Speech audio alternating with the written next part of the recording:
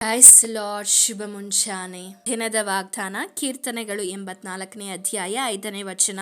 ನಿನ್ನಲ್ಲಿ ಬಲವನ್ನು ಹೊಂದುವ ಮನುಷ್ಯರು ಧನ್ಯರು. ಇದು ಮುಂಜಾನೆ ಸಮಯದಲ್ಲಿ ದೇವರ ವಾಕ್ಯ ನಮಗೆ ತಿಳಿಯಪಡಿಸ್ತಾ ಇರೋದೇನೆಂದ್ರೆ, ದೇವರಲ್ಲಿ ಬಲವನ್ನು ಹೊಂದುವಂತ ಮನುಷ್ಯರು ಯಾರಾಗಿದ್ದಾರೆ?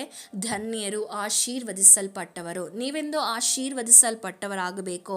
ನೀವು ಇಂದು ಬಲವುಳ್ಳವರಾಗಬೇಕಂದ್ರೆ ನೀವು ಯಾರನ್ನ ಆಶ್ರಯಿಸಿಕೊಳ್ಳಬೇಕಂದ್ರೆ ದೇವರನ್ನ ಆಶ್ರಯಿಸಿಕೊಳ್ಳಬೇಕು. ನಾವು ನಮ್ಮ ಬಲದಲ್ಲಿ, ನಮ್ಮ ಒಂದು ಜ್ಞಾನದಲ್ಲಿ ಹೆಚ್ಚಳ ಪಡದೆ ನಮ್ಮ ಕಾರ್ಯಗಳು, ನಮ್ಮ ಕೆಲಸದ ಕಾರ್ಯ ಆಗಿರ್ಬೋದು, ಕುಟುಂಬ ಜೀವಿತದ ಕಾರ್ಯ, ಸೇವೆ ಕಾರ್ಯ ಎಲ್ಲವನ್ನ ದೇವರಿಗೆ ಒಪ್ಪಿಸಿ ಕೊಡುವಾಗ ಅವರು ತಾನೇ ಎಲ್ಲಾ ಕಾರ್ಯಗಳನ್ನ ಮಾಡ್ತಾರೆ. ಅದಕ್ಕೆ ವಾಕ್ಯ ಹೇಳ್ತದೆ, ಬಲದಿಂದಲ್ಲ, ಪರಾಕ್ರಮದಿಂದಲ್ಲ, ಯೆಹೋವನ ಆತ್ಮದಿಂದಲೇ, ಯೆಹೋವನ ಪರಿಶುದ್ಧ ಆತ್ಮದಿಂದಲೇ ಇವತ್ತು ನಿಮ್ಮ ಎಲ್ಲಾ ಕಾರ್ಯಗಳನ್ನು ಆತನು ಮಾಡುವ ಆತನಾಗಿದ್ದಾನೆ. ನಿಮ್ಮನ್ನ ಬಲಪಡಿಸಿ ಆಶೀರ್ವದಿಸುವಂತ ದೇವರಾಗಿದ್ದಾನೆ. ದೇವರ ಬಲವನ್ನು ಆಶ್ರಯಿಸರಿ. ದೇವರ ಆಶೀರ್ವದಿಸಲಿ. ಆಮೇನ್.